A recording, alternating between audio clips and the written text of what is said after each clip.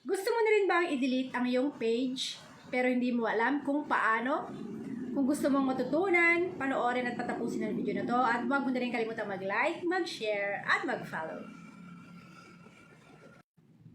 Punta lang po tayo sa ating Facebook at pindutin yung burger icon sa taas at yung switch account. Ayan, isi-switch page po natin yan. Ganyan. Yan lang po kasi yung ginagawa ko kapag nasi-switch ako ng page. Ayan, papunta na tayo sa aking page at pindutin ulit yung burger icon doon. So, nasa page ko na siya. Ayan. Pindutin po natin yan, yung burger icon dyan. At hanapin natin yung settings and settings, ano? Pindutin natin yun. Then, dito na tayo sa ating page settings. Ayan. At hanapin natin dito yung ayan, no? Scroll down lang natin yan. At ayan.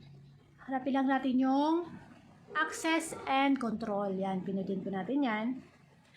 At ayan, napupunta tayo dyan. So, pinutin lang po natin yan, no? Yung arrow down, arrow dyan. Yan. Tapos, syempre, piliin po natin yung delete page. Dahil, i-delete na nga po natin yung ating page. So, delete po yung ating pipiliin. Then, continue nyo lang siya. Make sure na nag-blue yun, ha. Tapos, continue ulit. Nasa inyo na yun kung babasahin nyo o hindi. So, i-delete nyo na din naman. So, continue lang, no. So, ayan. Ganyan din.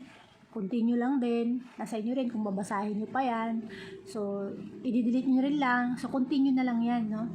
Tapos, syempre, yan, enter na natin yung password. So, dapat memorize po natin yung password natin. Huwag natin kakalimutan, no, para ma-delete po natin yan. So, i-continue lang po natin yan pagkatapos po natin na ilagay yung ating password. So, wag nyo pong kakalimutan yung password at wag nyo rin pong i-share yan, no, yung password ninyo.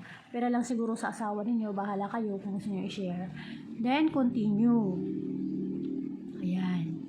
So, and then, ano na po yan? Continue po ulit, no?